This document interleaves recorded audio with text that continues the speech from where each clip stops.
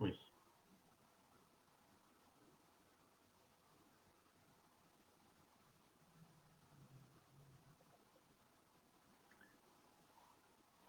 Ça a l'air de tourner.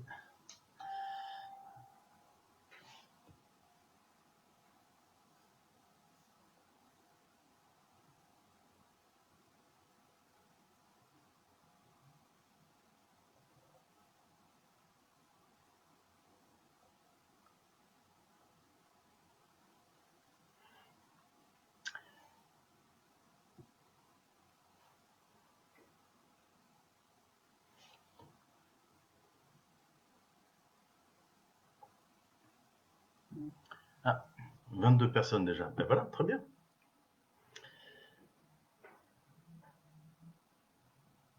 Peut-être le relancer là, en fait.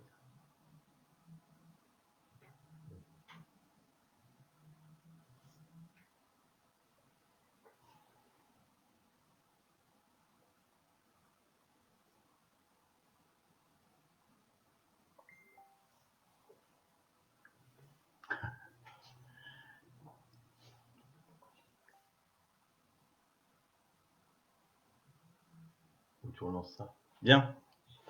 Voilà.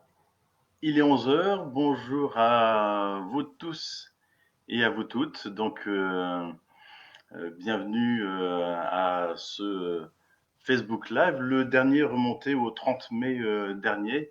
Donc, voilà. Donc, j'avais prévu d'en faire un tous les mois maintenant. Donc, ce sera le dernier avant les vacances de l'été. Et puis le prochain ce sera certainement au tout début du mois de septembre. On va laisser passer cette période d'été, de vacances bien méritées, je pense, pour les uns et pour les autres. Euh, alors, je pense que vous vous rendez compte, normalement, aujourd'hui nous sommes le 20, demain le 21, et c'était normalement le week-end où il était prévu d'avoir notre fête de la ville, les Ophénies, qui était sur le thème de la musique. Et donc, puisque c'est la fête de la musique demain, donc évidemment, compte tenu du contexte, toutes les fêtes ont été annulées, toutes les manifestations ont été annulées. Et donc, voilà, ce qui m'a permis de prendre un petit peu de prendre 2 jours et de me mettre un petit peu au vert, d'où le décor qui est un petit peu différent derrière moi. Ce n'est pas le décor de mon bureau à la mairie. Voilà, donc, et je suis donc fidèle à ma promesse de continuer ce Facebook Live. Euh, alors, il y a toujours d'ailleurs en ligne des élus et des adjoints qui sont là pour éventuellement répondre à certaines de vos questions que vous pourriez avoir. J'ai préparé quelques éléments en attendant les premières questions. Donc, je vois qu'un certain nombre d'entre vous commencent à se connecter. Donc, c'est une bonne chose. Je parlais de fête de la musique. Il n'empêche que demain, c'est bien la fête de la musique. Elle va se dérouler cette année de façon un peu particulière. Il n'y aura rien d'organisé de spécifique.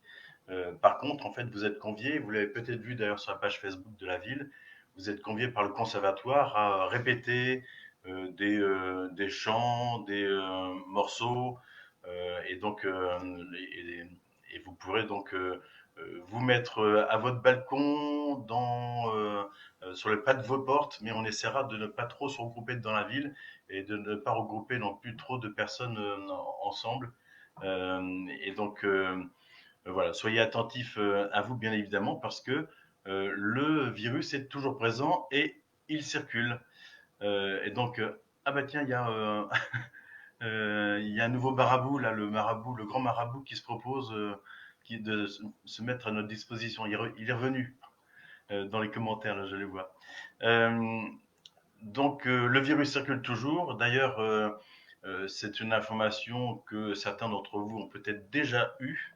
Vous avez peut-être vu hier sur, je crois, que c'est sur BFM Paris pour commencer, puis après sur BFM tout seul, le fait qu'il y a des clusters qui se sont développés dans l'Île-de-France, comme il y en a eu ces dernières semaines dans nos régions. Et donc, oui, effectivement, la ville de Viroflay a été identifiée.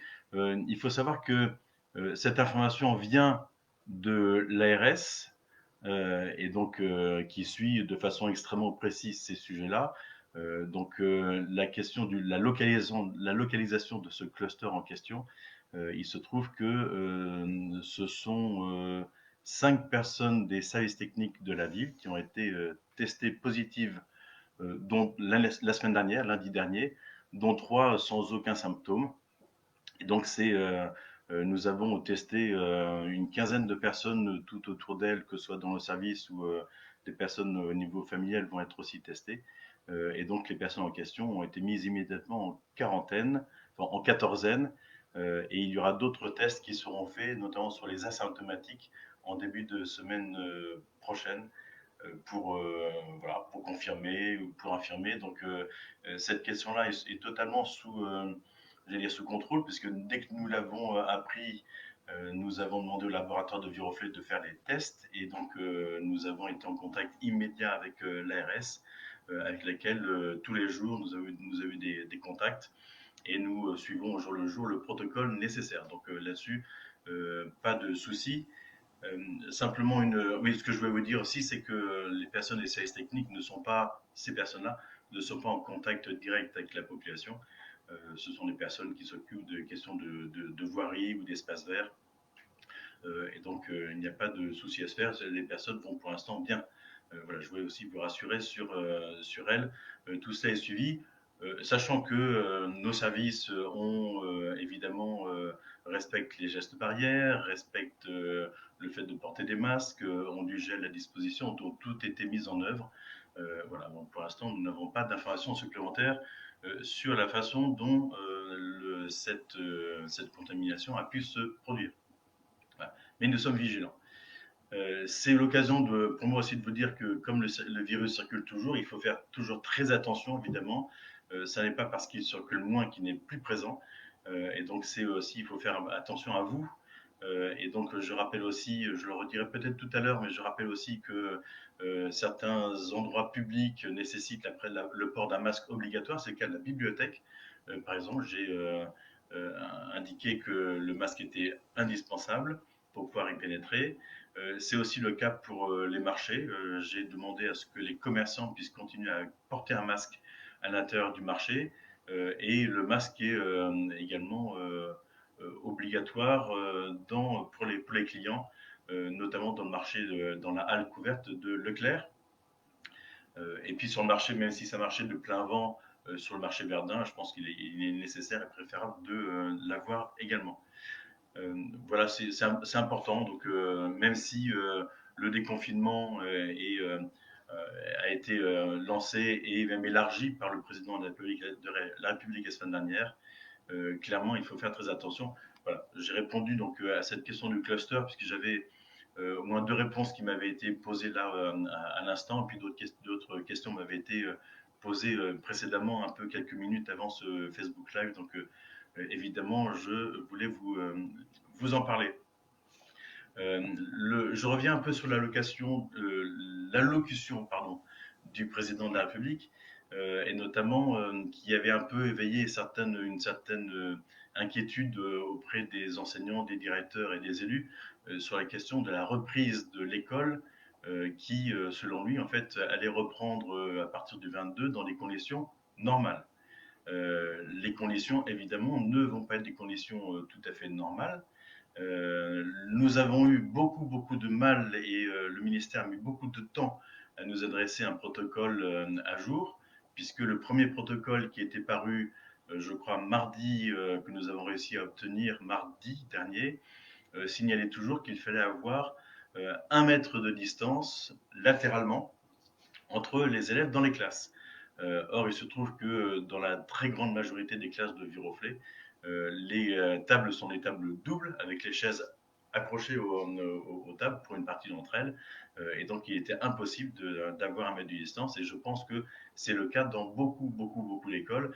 En parlant avec mes collègues maires, on s'est rendu compte que la plupart du temps, en fait, on ne pouvait pas rouvrir les classes avec l'effectif nominal compte tenu de cette distance qui était demandée. Donc, Il y a eu beaucoup de remontées qui ont été faites via les parlementaires et directement au niveau de l'inspection d'académie et au niveau du ministère.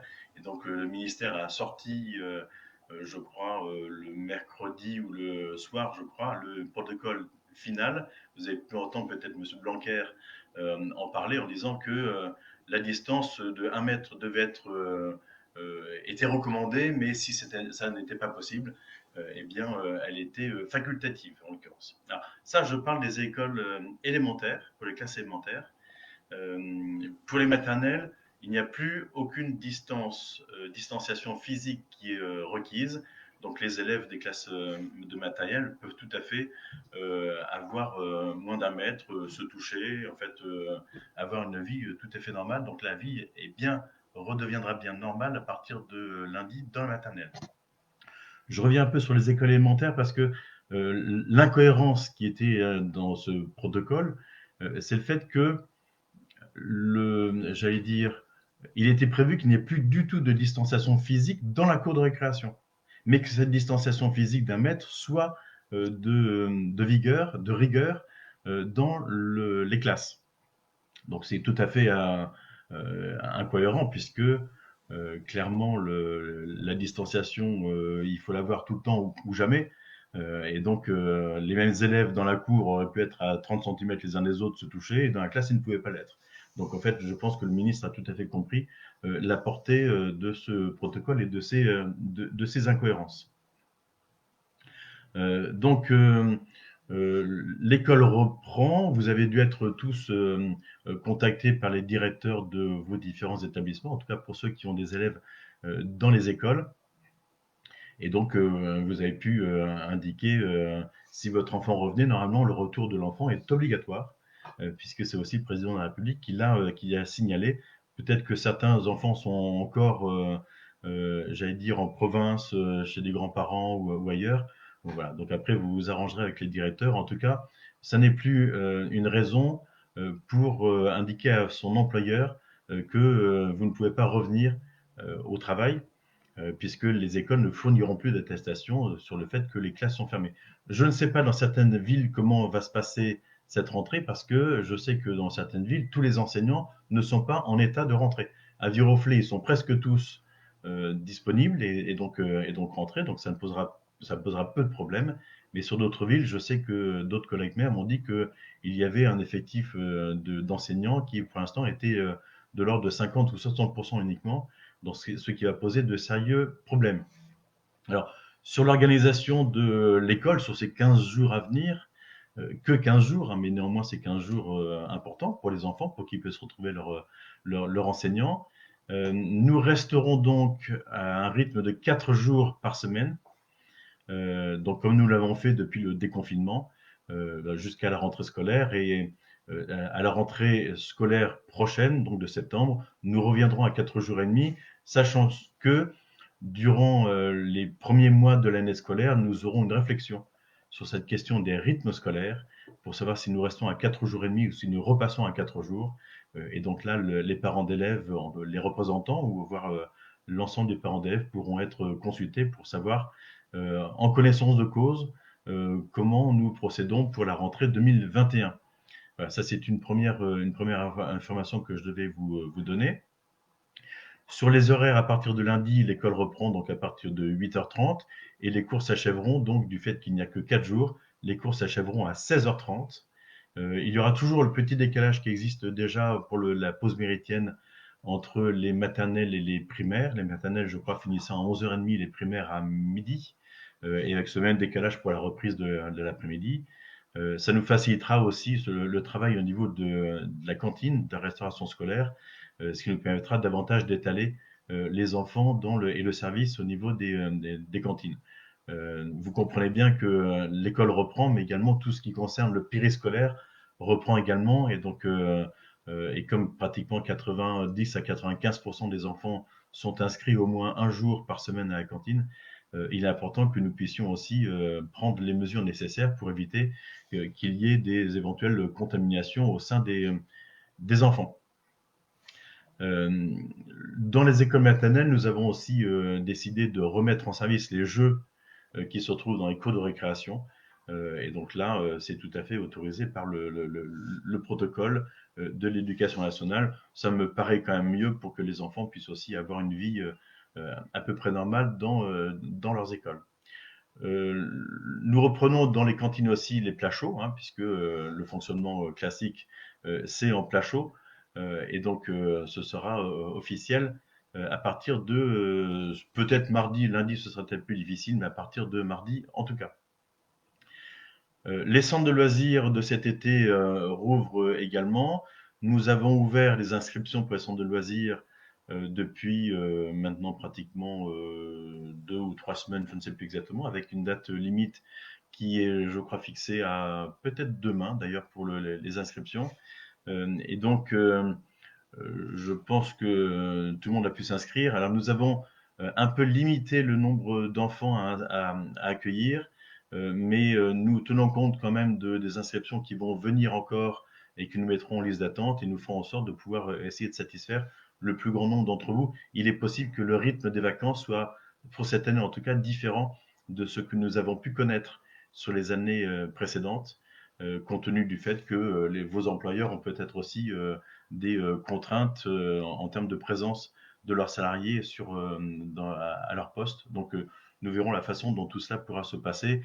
Nous essaierons de faire en sorte qu'il n'y ait pas d'enfants qui n'aient pas d'occupation durant cet été. Et là, c'est aussi une question de pouvoir recruter les animateurs. Mais je sais que les services de la ville et mon adjointe, en fait, sont en train de travailler sur cette question. Voilà, vous êtes, je regarde, vous êtes une centaine à nous avoir rejoints. C'est plutôt un bon score, j'allais dire, pour ce samedi. Une centaine de fidèles. Voilà pour les écoles, pour les centres de loisirs. Vous avez beaucoup d'informations qui existent sur Facebook et sur le site de la ville. Donc n'hésitez pas à vous y référer sur les horaires, sur l'ensemble des éléments, les éléments pour les inscriptions. Donc n'hésitez surtout pas à y aller. Le, on a aussi les crèches, hein, puisque le président de la République a annoncé aussi que les crèches allaient rouvrir de façon normale. Donc, elles étaient prêtes à le faire. Nous avons le personnel disponible pour cela. Et donc, je pense que tout le monde pourra être accueilli sans aucun problème. Il y a juste le cocon qui ne rouvrira pas de façon normale, le cocon des familles. Les activités du RAM, donc le relais d'assistance maternelle, ou du lieu d'accueil enfants-parents, ne reprendront pas pour le moment. Nous essaierons de privilégier l'accueil des parents qui sont en phase de recherche de solutions de garde pour leurs enfants pour la rentrée, pour essayer de les aider à rentrer en contact avec des assistantes maternelles qui pourraient avoir des berceaux disponibles. À ce sujet d'ailleurs, j'ai parlé plusieurs fois au cours de mes derniers Facebook Live de la liste d'attente et de la commission d'inscription et d'attribution des places en crèche. Et donc, il faut savoir que cette année, nous ne sommes jamais allés aussi loin dans la liste d'attente pour les places en crèche, puisque des parents pour lesquels qui avaient eu une place qui leur était attribuée, un certain nombre de parents nous ont adressé un refus, en fait, de nous dire qu'ils ne souhaitaient pas prendre la place qui leur était proposée, parce que je pense qu'ils ont trouvé une organisation différente pour l'année prochaine, compte tenu des questions de télétravail, compte tenu d'un certain nombre de questions qui sont amenées qui ont été posées du fait du confinement et de ses conséquences. Donc, je pense que donc cette liste d'attente a été, on est allé très très très loin dans la liste d'attente, donc beaucoup plus loin que les années précédentes. Donc, je pense que un maximum de parents pourront être satisfaits de de ces résolutions. Une chose qu'il faut savoir, c'est vrai que la question vient d'être posée là, par Magali Hochet. Peut-on avoir une attestation pour la journée du mercredi? Là, en l'occurrence, on avait prévu que le mercredi soit un mercredi un peu réservé au centre de loisirs pour les enfants déjà inscrits précédemment le mercredi, notamment après-midi. Nous allons voir, en fait, inscrivez vos enfants pour voir quel est le besoin. Au besoin, si nous n'avons pas la capacité d'accueillir tous les enfants le mercredi matin, Au besoin, nous pourrons peut-être faire des attestations disant que nous ne pouvons pas les prendre. Voilà, on tâtonne un peu. Je sais que c'est pour 15 jours encore, donc il y a encore 2 mercredis. Nous essaierons de répondre à vos sollicitations. Pour les 2 semaines qui viennent, nos services sont à votre disposition pour cela. Et peut-être que Pauline Biodel peut aussi en fait vous adresser, vous dire ce qu'il en est. Ben, je vois qu'elle est effectivement elle est en ligne et qu'elle fait des réponses en direct à certains d'entre vous. Je vois aussi que Paola Pilikiewicz répond aussi sur les questions de sport et les questions de piscine avec Vélizy. Donc, je n'ai pas suivi la teneur de toutes les réponses de Paola, mais je pense elles sont précises. Sur un point aussi sur la bibliothèque, un autre service public. Alors, le président de la République n'en a pas parlé, mais je veux vous en parler. La bibliothèque fonctionnait jusqu'à présent sur une question de drive, en fait, principalement.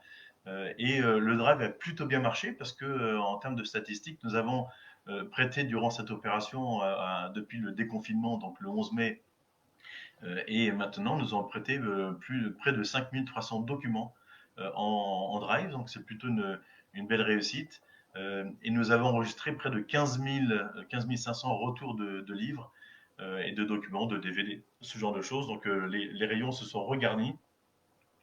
Et donc nous avons commencé à rouvrir la bibliothèque depuis le 15 juin avec donc une présence physique des habitués.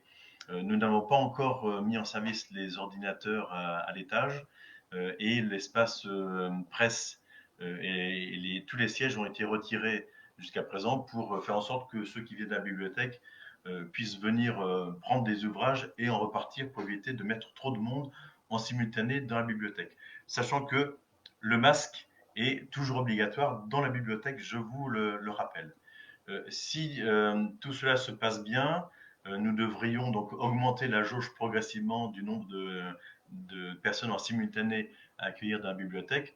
Je crois d'ailleurs qu'à partir d'aujourd'hui, la jauge a été fixée à 75 personnes en simultané et nous allons commencer à réinstaller certains fauteuils dans les espaces de actu et littérature, évidemment en les espaçant suffisamment pour éviter que vous soyez les uns contre les autres.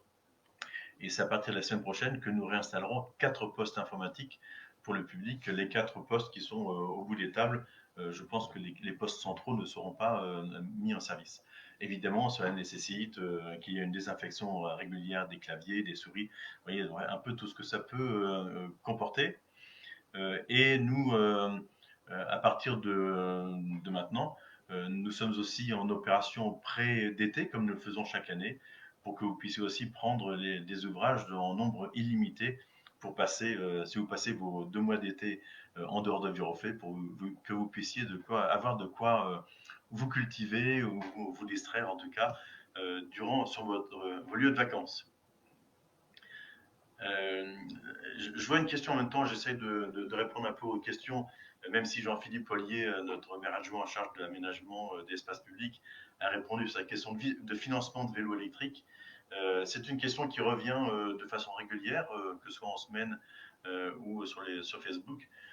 Effectivement, nous ne finançons pas, nous ne subventionnons pas l'achat de vélos électriques pour la bonne et simple raison que la région finance l'acquisition de vélos électriques à hauteur de 500 euros.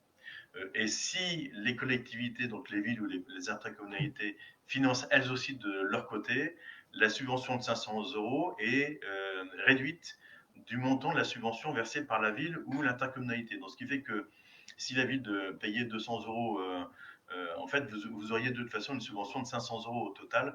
Donc, je préfère que ce soit la région qui s'en charge plutôt que la ville. Alors, euh, sur, sur l'attestation, oui, la question a été posée aussi sur la question d'attestation. Il se trouve que il n'est pas nécessaire d'avoir une attestation de la ville de Viroflay disant qu'elle ne verse pas de subvention, puisque lorsque vous allez sur le site de la région, je crois que c'est le site de Île-de-France Mobilité d'ailleurs, sur lequel il faut se rendre, lorsque vous remplissez le questionnaire pour indiquer que vous avez acheté un vélo ou vous l'avez acheté avec tous les éléments d'acquisition et de preuve d'acquisition de ce vélo. Je crois que lorsque vous mettez que vous êtes à Viroflay, il est déjà identifié dans le système que Viroflay n'offre pas de subvention publique et donc vous n'avez pas besoin de fournir d'attestation. Plusieurs personnes de mon entourage l'ont déjà fait et des amis, et donc en fait l'attestation n'est pas nécessaire. Voilà, donc si jamais le portail ou le site a changé, ben, n'hésitez pas à me le dire, mais normalement, ça n'est plus nécessaire euh, sur cette partie-là. Et donc, les démarches pour obtenir cette subvention, en fait, c'est sur le site de Île-de-France Mobilité. Euh, voilà, je regarde s'il y a d'autres questions pour l'instant sur d'autres sujets. Donc, je vois qu'il y a des échanges avec Paula Pilikiewicz, qui est conseiller municipal délégué au sport depuis maintenant une quinzaine de jours. Effectivement, pour l'instant, nous n'avons pas prévu de rouvrir les gymnases. Seul le tennis, le club de tennis a rouvert en totalité, y compris les cours intérieurs, puisqu'il s'agit d'un sport individuel. Et donc, c'est beaucoup plus simple de maintenir la distanciation physique entre les joueurs. Évidemment, on n'allait pas vous serrer la main à la fin de vos échanges. Euh, et, euh, et ne buvez pas dans la bouteille de votre partenaire. Mais les autres sites sportifs sont plus compliqués à gérer, notamment en fait il y a les questions des vestiaires, des sanitaires et du matériel. Et donc ça nécessiterait que l'ensemble des moniteurs, des animateurs, des éducateurs désinfectent l'ensemble du matériel entre deux pratiquants, entre deux sportifs. Donc c'est très compliqué. Voilà, ça va rester fermé pour encore la fin de l'année scolaire. Nous rouvrirons les gymnases pour les stages multisports de l'USMV, mais là, en l'occurrence, en fait, c'est un nombre limité d'enfants, et donc ce sera plus facile de gérer l'affluence, en quelque sorte, qui sera tout à fait réduite. Je reste sur la question du sport, du plein air, ce genre de choses. Les parcs et jardins et les squares ont été rouverts, là vous l'avez déjà vu. Tous les jeux extérieurs ont été également rouverts, la rubaliste tout autour a été retirée. Et vous avez même pu constater que sur la piste, sur le plateau inférieur de la piste, vous voyez au niveau à côté du City Park qui se trouve en contrebas de la piste, nous avons installé tout à fait récemment des agrès sportifs, des barres de traction, des choses pour faire des abdos, donc un certain nombre d'agrès qui ont été installés avec un beau sol souple qui a été installé aussi tout à fait récemment. Et donc, normalement, je crois qu'ils sont en service, je pense, à partir de hier. Ils étaient barriérés tout autour, donc ce qui fait que l'accès n'était pas possible théoriquement, mais évidemment, les barrières ont été bougées, donc des personnes les ont déjà utilisées. Mais je crois que la commission de sécurité devait passer hier pour les valider. Et donc, et ils sont tout à fait validés. Je crois nous avons déjà reçu un certain nombre de remerciements de la part de Viroflésien pour l'installation de ce système. Je vous rappelle que ces agrès sportifs ont été positionnés à la suite du budget participatif que nous avions lancé début 2019. Et donc, il a fallu ensuite consulter, les installer. Et nous devions les installer un peu plus tôt, mais le confinement a fait que l'entreprise ne pouvait pas le faire. Elle nous a contactés en nous demandant si elle pouvait les installer rapidement. Nous lui avons dit oui. Sinon, l'installation devait se faire beaucoup plus tard, puisque d'autres communes étaient aussi en attente. Voilà. Donc, allez le tester, ça vous permettra de faire du sport en plein air. Et nous verrons si cela a du succès, s'il ne faut pas en ajouter dans d'autres endroits de Viroflay pour vous aider à vous maintenir en forme.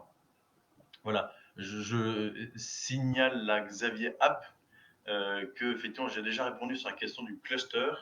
Donc vous pourrez revisionner, peut-être c'était au tout début de mon intervention, il y avait déjà près de 80 personnes connectées. J'ai déjà répondu à cette question-là. L'ensemble est sous contrôle, en tout cas pour le moment. Un petit point sur les commerces de Viroflay. Alors, les points sont un peu moins nombreux que durant la période de confinement ou de déconfinement progressif. Un point extrêmement important, et là je pense qu'ils étaient ravis, vous l'avez appris par Emmanuel Macron la semaine dernière, les restaurants pouvaient donc rouvrir en totalité dans la zone de l'Île-de-France, qui était de passer du orange au vert, et donc outre les terrasses qui étaient installées, l'intérieur des restaurants est désormais accessible. Alors tous les restaurants n'ont pas encore tous rouvert, voilà, ça se fait un petit peu au fur et à mesure. Et ils ont pour obligation de maintenir, à l'intérieur en tout cas, des questions de distance physique entre les différentes tables, ou en tout cas entre les différents groupes de clients. Donc le nombre de couverts à l'intérieur est maintenant limité. Et donc nous maintenons notre proposition d'agrandir les terrasses telles que cela avait été fait il y a peut-être 2 ou 3 semaines. Et donc, voilà, ne soyez pas surpris de voir que les terrasses restent à leur place. Je pense que c'est un coup de main, un coup de pouce important que nous pouvons apporter à ces restaurateurs qui ont vraiment souffert de façon forte et qui vont certainement continuer à souffrir un peu. Donc, n'hésitez surtout pas à aller au restaurant, à aller dans les bars, aller boire un pot avec vos amis ou en famille. Demain, c'est la fête des pères, donc vous pouvez aussi en profiter en devançant un peu l'appel, en quelque sorte, et d'aller dans nos restaurants et bars. Alors, n'y allez pas tous en même temps, bien évidemment, mais ils se feront un plaisir de vous accueillir. Au niveau des, oui, en fait, à l'intérieur des restaurants, le personnel, je crois, d'après le protocole professionnel des restaurants, le personnel doit porter un masque. Voilà. Mais ça, ce n'est pas du ressort du maire. On leur rappelle, hein, soyez conscients du fait que nous essayons de rappeler aux uns et aux autres, en fait, leurs obligations, en tout cas les recommandations qui existent. Mais voilà, plusieurs personnes nous ont signalé que dans tel ou tel restaurant, il n'y avait pas forcément le port systématique du masque par le personnel. Donc, dès que nous avons ce type d'information, nous la relayons bien évidemment, mais vous pouvez le faire vous aussi en le disant gentiment au restaurateur ou au serveur. Et de cette façon, vous pourrez maintenir de bonnes relations et contribuer à assurer la sécurité sanitaire des uns et des autres. Concernant nos marchés, nous avons un petit peu allégé le dispositif, c'est-à-dire qu'il n'y a plus normalement à l'entrée du marché les barrières qui ciblent une seule entrée pour les marchés et une seule sortie. Néanmoins, là aussi, soyez attentifs à ne pas mettre quelqu'un en difficulté. En tout cas, ne soyez pas trop près d'autres personnes. Et donc, le masque, je crois, il est soit obligatoire, soit vivement recommandé pour les clients. Et il est obligatoire pour les commerçants et l'ensemble de leurs salariés. Et donc, cela permet justement de protéger les aliments que vous allez ensuite acheter. En parlant de cela, nous avions lancé une enquête sur les marchés du reflet. Nous avons reçu près de 570 réponses en ligne et notre prestataire qui s'occupe de cette enquête viendra, je crois, tout début juillet, je crois, le samedi 4 juillet et le mardi 7, pour venir faire les enquêtes sur place. Et les résultats seront connus au mois de septembre ou à l'automne en tout cas. Donc nous pourrons nous en servir pour voir comment améliorer la façon dont nos marchés peuvent fonctionner et vous accueillir. Et bien évidemment, l'été arrive. Donc l'été arrivant, beaucoup de Viroflésiens quittent Viroflay. Et donc, je vous conseille d'aller chez vos commerçants tant que vous êtes là. Et pour ceux qui restent là, évidemment, continuez à aller chez vos commerçants. Et ils ont besoin de vous. S'ils ne font pas de chiffre d'affaires, ils auront du mal à rouvrir de façon sereine à la rentrée prochaine. Donc voilà. Et dès que vous revenez à Viroflay, retournez chez les commerçants, ne serait-ce que pour leur dire bonjour, ça fera extrêmement plaisir. Il y a aussi des mouvements qui ne sont pas liés à la pandémie que nous avons connue. Et notamment, il y a un mouvement un peu emblématique en fait dans le village à côté de l'église Saint-Eustache.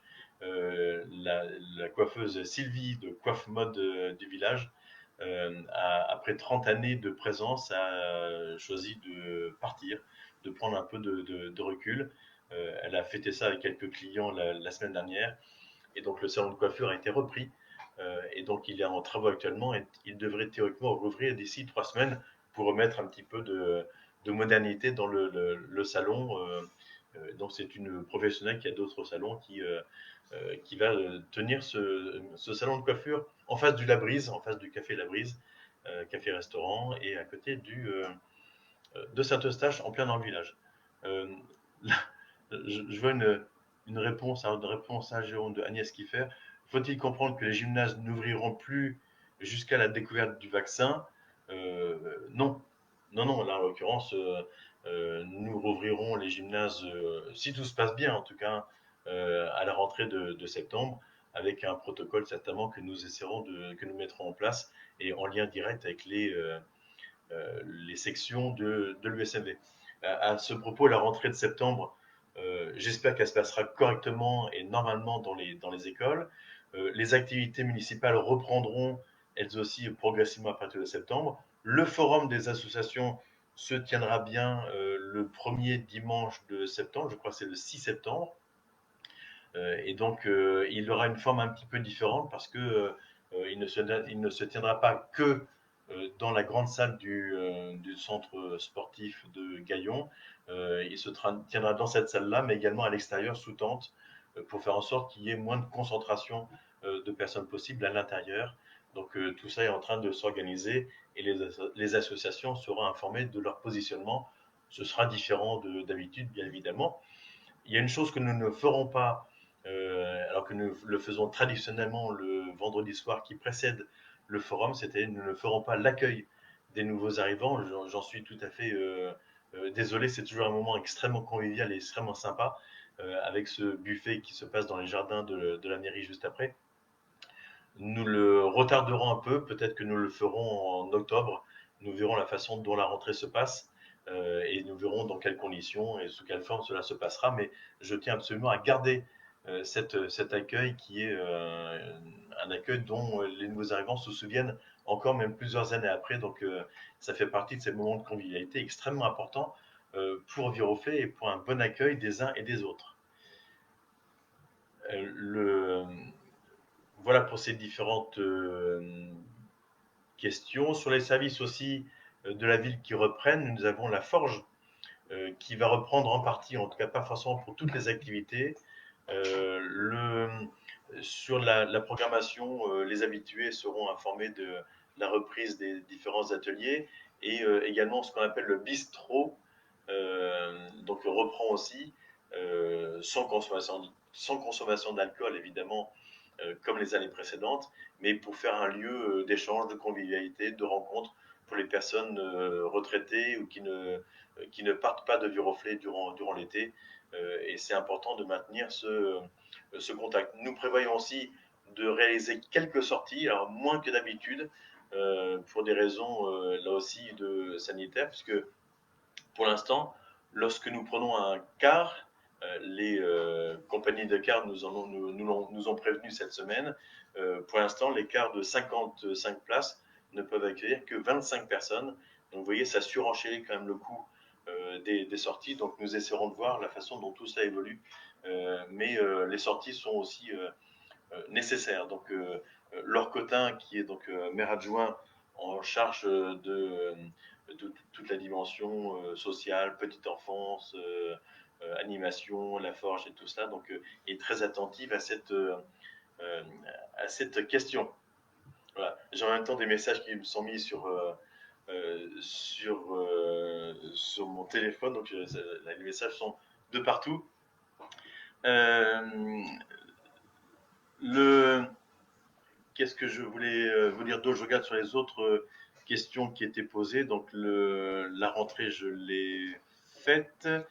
Nous avons aussi, c'est Christine Caron qui est maire adjoint donc en charge du commerce et du développement économique, qui disait que ce matin au marché, tous les commerçants portaient bien des masques ce matin, donc conformément à ce que nous avons prévu.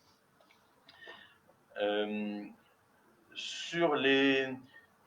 Alors, c'est Anne Go, ou Géo, je ne sais pas comment ça se prononce, qui parle des pistes cyclables, qui sont à Versailles. Donc j'en ai déjà parlé des questions de pistes cyclables à Versailles. Celles de Chaville et de Sèvres donc ont aussi été déployées. Je reste un peu dubitatif sur ces pistes cyclables provisoires, à la fois sur le nombre de vélos qui peuvent les emprunter pour l'instant, et sur le fait que cela pose des problèmes très sérieux en termes de stationnement, de livraison, des déménagements, et dont j'ai constaté moi-même à plusieurs reprises les difficultés qui étaient posées sur Chaville en l'occurrence. Sèvres, j'ai vu que c'était une piste bidirectionnelle qui avait été installée.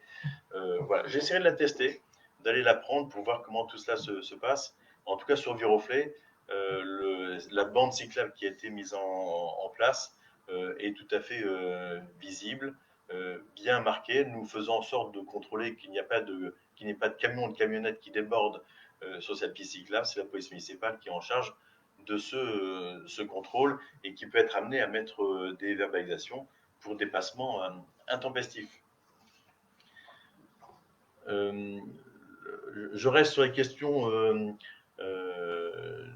donc de circulation, de stationnement, ce genre de choses, sur le fait que des questions ont été posées, où j'ai vu en tout cas sur les réseaux sociaux, que des personnes s'insurgeaient sur le fait que lorsque des travaux de voirie étaient faits dans les quartiers, il était difficile de se stationner. Oui, c'est le principe des travaux de voirie, c'est que lorsqu'ils sont en place, on a besoin de pouvoir libérer la rue des voitures qui s'y trouvent, au moins en journée en tout cas.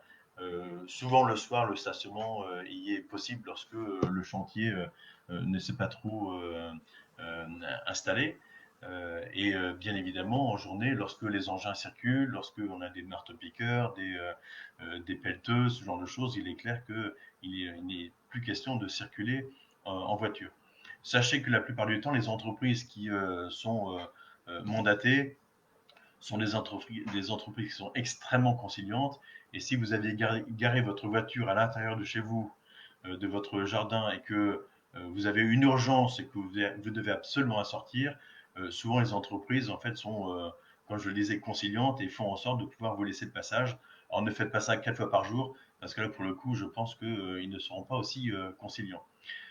Sur la question des places moins nombreuses pour le stationnement pendant les travaux, oui, c'est une évidence, mais nous ne pouvons pas proposer de solutions alternatives. Vous connaissez la situation du stationnement à Viroflay, notamment dans certains quartiers, et donc il n'est pas possible de proposer des solutions alternatives. Essayez de vous éloigner un petit peu. Il y a sur l'avenue, il y a des places souvent disponibles le soir en tout cas. Dans la zone d'activité le week-end, il y a toujours des places disponibles. Alors c'est peut-être plus loin de chez vous, mais ça n'est pas possible d'aller plus loin que ça. Lorsque nous constatons aussi du stationnement gênant, et là clairement, je ne peux pas tolérer qu'il y ait du stationnement gênant qui soit, même s'il y a des travaux dans le quartier, puisque le stationnement gênant, ça gêne quoi? Ça gêne souvent les piétons qui veulent circuler sur les trottoirs, ça gêne les fauteuils roulants, les poussettes sur les trottoirs, mais si c'est du stationnement gênant sur des angles de rue, par exemple, ça peut aussi gêner les éboueurs. Vous savez, les éboueurs ou les camions poubelles, beaucoup d'entre vous, en fait, durant la période de confinement, les encourager, les féliciter, les remercier. Donc je pense qu'il faut continuer et vous dire qu'un stationnement gênant peut empêcher le camion des éboueurs de passer. Et donc vous ne leur félicitez pas la tâche si vous vous mettez en travers. Ça marche pour les camions poubelles, mais l'hiver, ça marche aussi pour la question de la saleuse. Il arrive plusieurs fois, il est arrivé plusieurs fois lorsque c'était des années à neige, que la saleuse ne puisse pas passer dans une rue parce qu'une voiture mal stationnée empêchait le passage de la saleuse. Et le lendemain matin, j'avais les riverains qui me disaient mais la saleuse n'est pas passée. Non, elle n'est pas passée à cause d'une voiture qui gênait. Voilà, le stationnement gênant, il ne peut être que euh,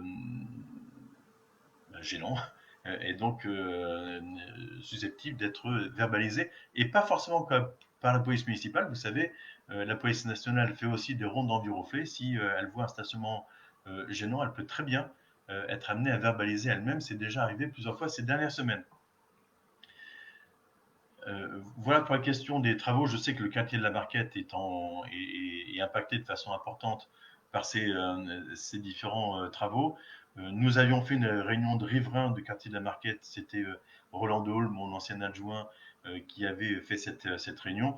Et durant ces réunions d'information des riverains, clairement, ce sujet de la gêne vis-à-vis des riverains en termes de bruit, en termes de circulation et de stationnement est toujours évoqué pour faire en sorte de ne pas cacher ce qui va se produire. Mais ce qu'il faut voir, c'est que lorsque les travaux sont finis, très clairement, en fait, les rues trouvent un aspect qui est largement plus satisfaisant, en tout cas, et plus esthétique que ce qu'elles pouvaient avoir, puisque la plupart du temps, lorsque les travaux se passent, on enfouit les réseaux aériens.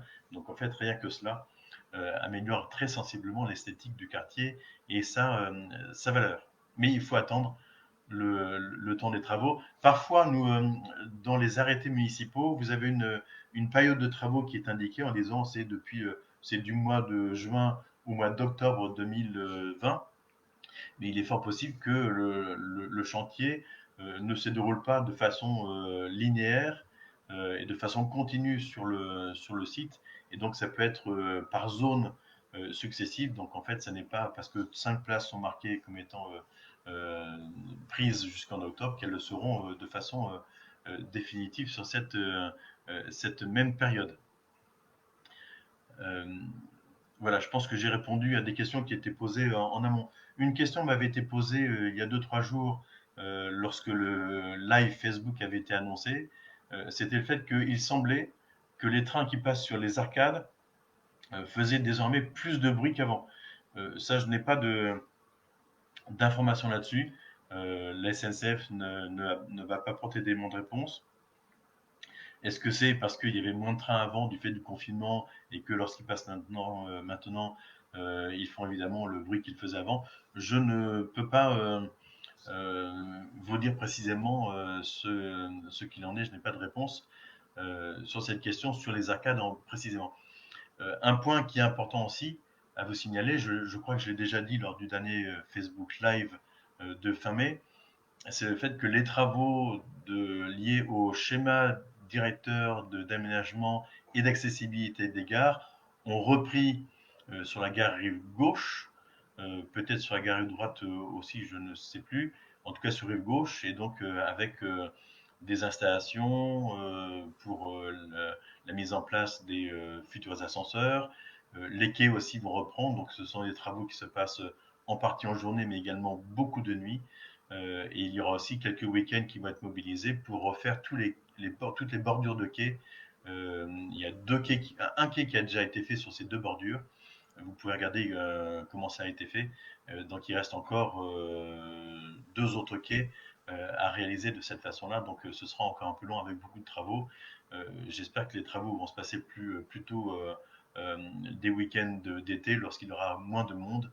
Désolé pour ceux qui restent là et lorsqu'il fera chaud, évidemment, la nuit, les bruits seront plus sensibles.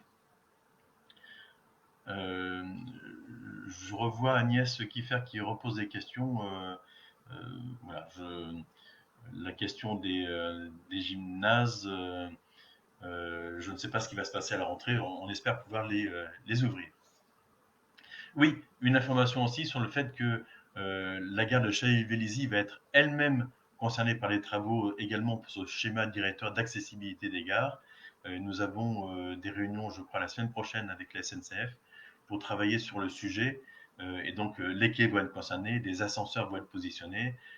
Beaucoup de choses se passeront à partir du tunnel de jonction entre la gare routière et la place de Verdun. Mais il y aura évidemment des émergences et des bruits qui se passeront en cours de journée, le week-end ou la nuit. Donc nous demanderons à la SNCF de bien vouloir communiquer de façon la plus précise possible sur la teneur de ces travaux et la teneur de ces gènes. Et si la SNCF ne le fait pas, ben, nous essaierons peut-être de faire à sa place.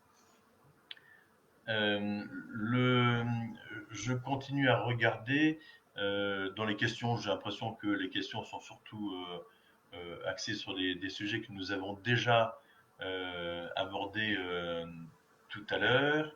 Il y a Bruno Bourgin qui signale pour la question des pistes cyclables. Cette semaine, les pistes cyclables de Chaville étaient encombrées par des voitures. Oui, euh, oui, oui, c'est le cas. Ça montre aussi la difficulté en fait de pouvoir réserver des emplacements spécifiques pour les uns et les autres sans trop gêner l'ensemble des utilisateurs. Mais ça, c'est un sujet que nous aborderons lorsque le groupe de réflexion autour du vélo et plus largement autour des questions d'utilisation du domaine public par les différents usagers, cette commission sera réunie. Voilà, nous en discuterons pour essayer d'apporter tous les éléments de réponse et de trouver les aménagements euh, les plus adéquats. Arnaud qui nous dit sacré pagaille à Sèvres avec la piste cyclable. Moi, j'ai été très dubitatif sur la question de la piste cyclable bidirectionnelle. Voilà. Mais j'irai constater de visu comme je le fais généralement. Il y a une autre information si, il y a une question qui a été posée, je crois, sur la question des brocantes. De la brocante. En fait, nous n'avons pas prévu pour l'instant de déplacer la brocante que nous devions tenir demain sur l'avenue. Nous n'avons pas prévu de la déplacer en septembre ou en octobre. Je sais que d'autres brocantes, d'autres villes vont être décalées. Il ne faut pas non plus qu'il y ait trop de décalage et trop de superposition de ce type d'animation ou d'activité. Je rappelle aussi que le Tour de France se déroule aussi de fin août à, je crois, autour du 20 et quelques septembre, et qu'il passe par Viroflay à nouveau cette année.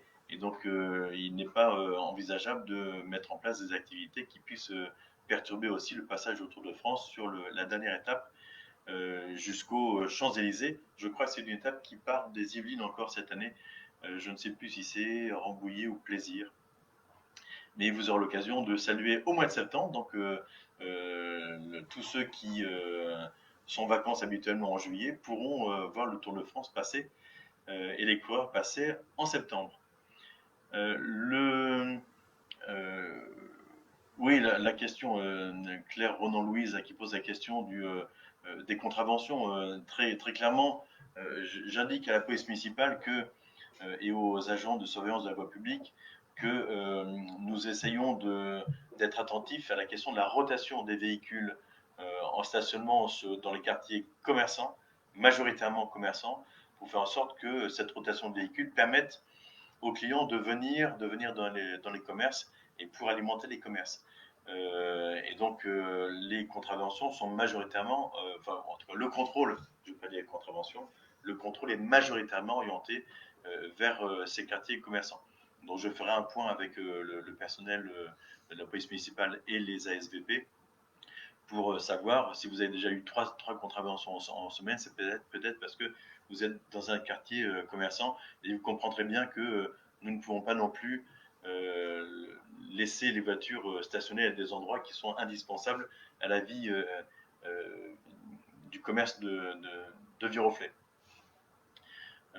Et après, est-ce que c'est du stationnement payant, est-ce que c'est du stationnement non autorisé? Ça, j'essaierai de voir, de faire un point avec la police la semaine prochaine et je demanderai à Louis Le Pivin, maire adjoint en charge de la sécurité de la police, de regarder également ce sujet. Nous avons aussi, il y a une bonne nouvelle qui arrive sur la question de la santé. Je voulais vous signaler l'arrivée d'une nouvelle médecin sur Viroflay qui s'appelle Caroline Boyer et qui, je pense, s'installera à partir du 1er septembre dans un cabinet médical aux alentours du 218, c'est très précis d'ailleurs, c'est même pas les alentours, au 218 avenue du Général Leclerc. Elle sera avec elle a un local actuellement à Versailles qui est trop exigu et non accessible. Et je crois qu'elle doit s'accorder avec une dentiste de Viroflay qui se situe aussi au 218. Et elle est médecin généraliste, mais également spécialisée en pédiatrie et en gynécologie. Donc c'est plutôt une bonne chose parce que je sais que les gynécologues, c'est une spécialité qui manque. Les pédiatres aussi, hein, vous allez me dire, toutes les spécialités manquent, mais en tout cas, c'est une généraliste avec ses spécialités, donc c'est plutôt une très, très bonne nouvelle pour Viroflay et pour le suivi des Viroflaysiens et des Viroflaysiennes, bien évidemment. L'autre dernier point sur le fait que nous avons aussi, enfin dernier, je ne sais pas, ça va dépendre des questions qui vont encore arriver d'ici la fin de ce live. Je voulais aussi vous signaler que les mariages ont repris. Le tout premier que j'ai pu célébrer moi-même s'était tenu le 30 mai. Il y en a d'autres qui sont programmés pour le mois de juin, le mois de juillet, le mois d'août. Donc, et là, nous les partageons avec mes adjoints qui sont maintenant tout à fait opérationnels. Et donc, par contre, nous limitons le nombre de personnes en simultané dans la salle du mariage. Voilà. Donc, et nous essaierons d'ouvrir peut-être en grand la salle des mariages lorsque nous aurons des grands mariages, mais peut-être limité à une cinquantaine de personnes. Cette salle peut contenir jusqu'à 100 ou 150 personnes, mais vous comprendrez bien qu'il n'est pas envisageable de mettre autant de personnes dans un lieu public fermé. Mais heureusement, la saison des mariages bat son plein, et donc nous, les, nous les célébrons. Plusieurs ont été reportés à l'année prochaine. Voilà. Évidemment, nous croisons les doigts qu'il n'y ait pas de choses qui se déroulent l'année prochaine qui empêchent de le faire. Je vois Arnaud qui nous dit qu'il y a des véhicules. On revient sur la question du stationnement. Vous savez, lorsqu'on fait des réunions publiques, lorsqu'on fait des choses, il y a deux sujets qui reviennent en majorité. C'est la circulation et le stationnement. Voilà, donc les deux qui sont tout à fait liés. Donc je ne suis pas surpris de voir cette question-là. Donc le stationnement des véhicules ventouses dans les rues gratuites, la police municipale fait des tours régulièrement, on identifie certains, mais évidemment vous pouvez aussi nous en signaler certains pour que nous puissions les contrôler et éventuellement les faire enlever si nécessaire. Vous savez, le principe, c'est le fait que même si un véhicule, vous l'avez constaté depuis une quinzaine de jours ou plus longtemps, et que la police vient, elle doit attendre, après le constat, elle doit attendre 7 jours que le véhicule n'ait pas bougé pendant 7 jours pour pouvoir ensuite faire la procédure d'enlèvement et de mise en foyer. Donc ce n'est pas parce que vous le signalez que le véhicule sera enlevé le lendemain ou le surlendemain. Enfin, je vois aussi sur les questions vélo, Dunstetter Margot, pourquoi ne pas autoriser des sens uniques au vélo? Je ne sais pas exactement ce que cela signifie.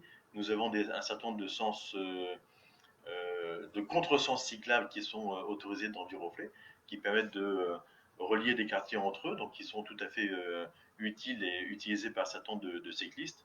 Et donc, je ne sais pas bien si ce sont des sens uniques uniquement pour les vélos, mais vous comprendrez bien qu'il faut aussi que les voitures puissent passer et les camions poubelles, les camions de déménagement, tous les véhicules utilitaires, notamment des artisans. Il ne faut pas l'oublier. Euh, voilà à peu près, je garde les différentes questions qui pourraient revenir.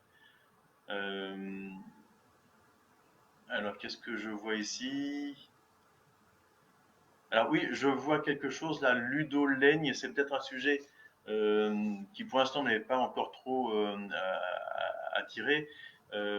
Autour de la place de la Fête, vous savez, en fait, là, à côté de la piscine, il y avait le restaurant Le Véritable, et puis le terrain de repos, et puis l'EHPAD qui s'était installé, plus de logements. Donc ce quartier-là, il est en train d'évoluer, plus le tennis aussi qui a été rénové il y a 2 ans. Intégralement rénové, enfin même en partie reconstruit d'ailleurs. Il y a actuellement 2 opérations immobilières qui s'y déroulent.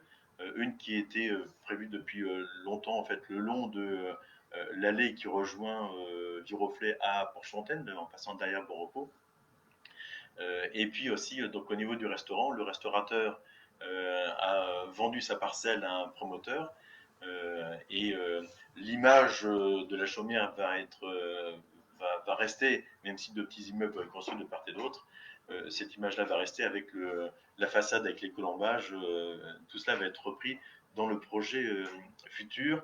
Le restaurateur travaille avec nous pour se réinstaller dans le quartier. Nous lui avions proposé de se réinstaller pour ceux qui connaissaient, les locaux de l'ancienne bibliothèque de Viroflay, juste en face, à côté de l'EHPAD, au niveau je crois c'est le 4 ou le 2 avenue de Versailles.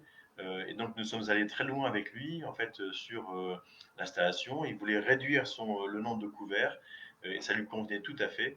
Mais là-dessus, en fait, le confinement, la pandémie est arrivée, et donc le restaurateur en question a renoncé malheureusement à ce projet. Et j'en suis tout à fait désolé. Donc nous essayons de trouver un moyen de réinstaller un restaurant de qualité dans le secteur, voilà, qui va un peu évoluer. Et lorsque les constructions qui sont prévues actuellement, y compris en haut de bon repos, seront réalisées, ou lorsqu'elles seront en passe d'être finies, nous réaménagerons totalement l'ensemble de l'espace de ce carrefour, en fait, qui est un carrefour routier. Nous le réaménagerons en installant des pistes cyclables, notamment une piste cyclable qui montera de Porche-Fontaine pour ensuite aller vers la piscine, voire même se prolonger le long de la forêt jusqu'à Vélizy. C'est plus compliqué parce qu'il faut encore négocier avec l'ONF de pouvoir prendre une bande de terrain le long de la forêt. Mais tout cet espace-là fera une bonne part aux promeneurs, aux vélos, pour sécuriser l'ensemble du carrefour et faire en sorte qu'il n'y ait pas d'accident. Il n'y en a pas beaucoup des accidents à cet endroit-là, mais le carrefour est effectivement un peu compliqué.